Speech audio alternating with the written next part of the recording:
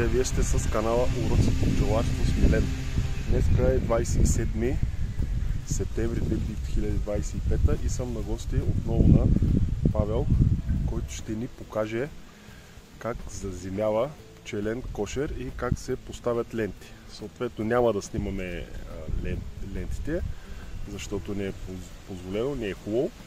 Просто ще ви покажем как ги слагаме. Аз слагах от същите ленти, така че останете с нас. Така, изкарваме рамката и преглеждаме за...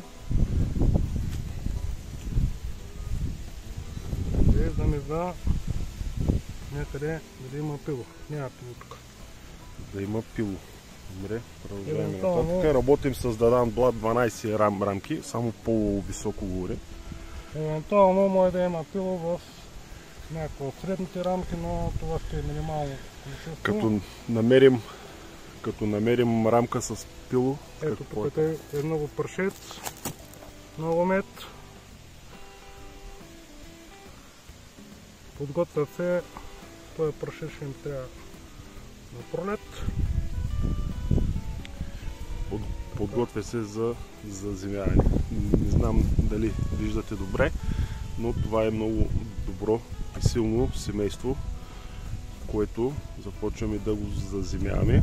Заземяваме малко по-късничко, защото знаете, че годината е много топла. Ето пило, бол, но тук е лютещо пило, не знам дали има прасна.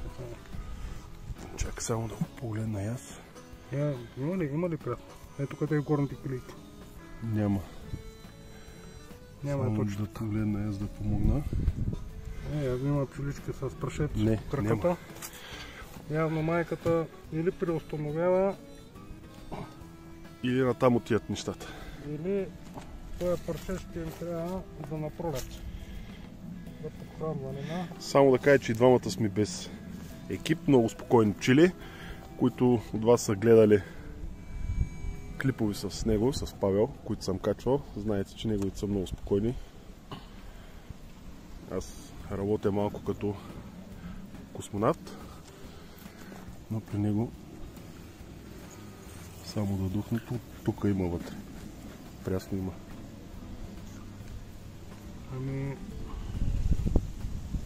Да. Има и което е личинки. Всякакво има тук. Това е от едно от семействата ми, които са ми най-слабите. Това не съм слагал дори и магазин. Правите сметка, щом казва на това семейство слабо, края на септември месец. Едно от най-слабите ми беше през годината, дори не съм слагал и магазин. Всичко, каквото са го събрали, медец, прашец. Си е за тях. Всичко си е за тях. Не съм вземал лъжичка мед от него. Значи са си събирали само за тях. Тук няма, няма пило. Добре, то сега хубаво е. Ето тази рамка. Няма, аз не виждам, само мед виждам. От тази страна погледни. Само мед, тук да погледнем. Тук само прашец. Да, мале как се навира муцуната без маска. Няма... При мен ако го направи това... При мен ако го направи това, няма да може да го познае тук ще пуска. Аз ти казах, поканим да ти прегледам най-сев кошера. Нищо няма питаш. Ами, ще направим и такъв клип, да. Поканим, ще видим какво ще стане. Ама да те снимам ли как бягаш надолу после, или? Снимай, прави какво щеш. Само, че няма бегам. Ще направим, ще стане интересен клип. И тук няма нищо, само мет има запечатан отгоре. Това е запечатан, долу имаше пресен мед, тук е същата. Много е готино, когато си само снимам. Може от всеки ъгъл да го покажа на хората с пръст да посоча. Иначе като се снимам сам е тегъл. При заземяването аз винаги го правя така. Крайни рамки се стремя да ги прекарам в средата.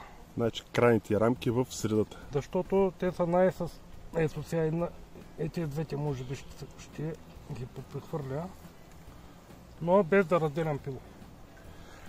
Значи ги слагаш към пилото, отстрани на пилото, за да могат да са близко. Да са близко, защото този мед ще им трябва. А някои колеги практикуват, правят отвор с молив. Тук в да може да рамката. преминава, да. Виждате ли, тук правите отвор с молив, тук правите им проходи.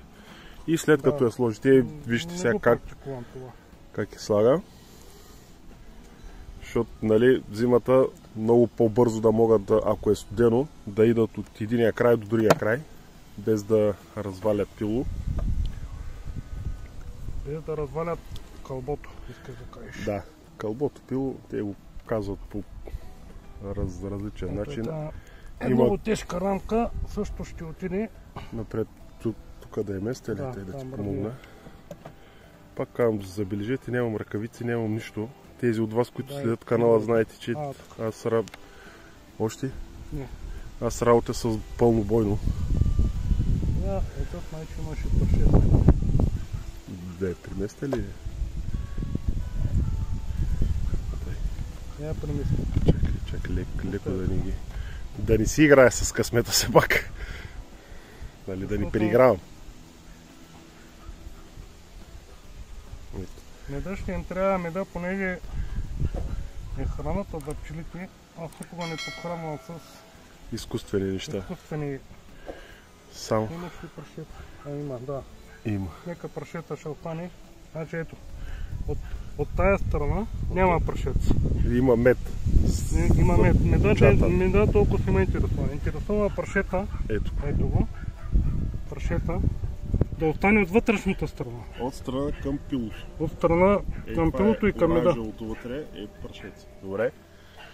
Който прашец ще им трябва на пролет. За да стартират силно. Да може да направят прашетова каша за младите пчелички. И сега е много важно да се кажем, че в момента тези пчели, които се раждат, с тях ще зимува семейството. Да, те няма да бъдат изморени от носене на мед, всички на прашец и нектар, всички техни физични функции ще са запазени и ще стартират на пролет много силно. Така че за това казвам на много хора, подхранвайте още в края на август, за да може да стимулирате да се след 21-25 дена да имате много здрава пчела, с която ще зимувате, която не е работила, която не е изморена.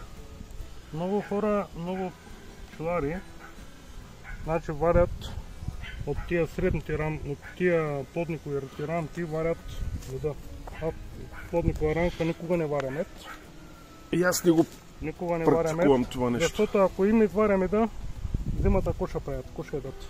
Само да кажа, че и тези са с тази пило, тази е с пило и вече започва ми мед, много сериозна и прашец, като прашец е от тази страна.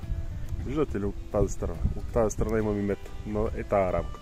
Тази рамка също не е лошо да я прехвърля, много е тежка също с мед. С мед аз ще помогна, нали? Тези рамки. Тук да е мръдна. Да отидат.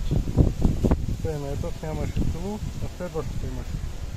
Да, иначе пускаме тук. Ма как бутам с голи ръце, бошки? Що аз не знам, аз как свикнах. На ръкавици такива работи. Как свикнах с ръкавици, не мога без ръкавици. Пълно с мед тук. Така, вижте. За какво става въпрос, че снимам малко срещу слънцето, че е миналата страна. Всичко това е мед. Да. Това е стар мед, който пък при една част да не е добре. Голяма част е захарен.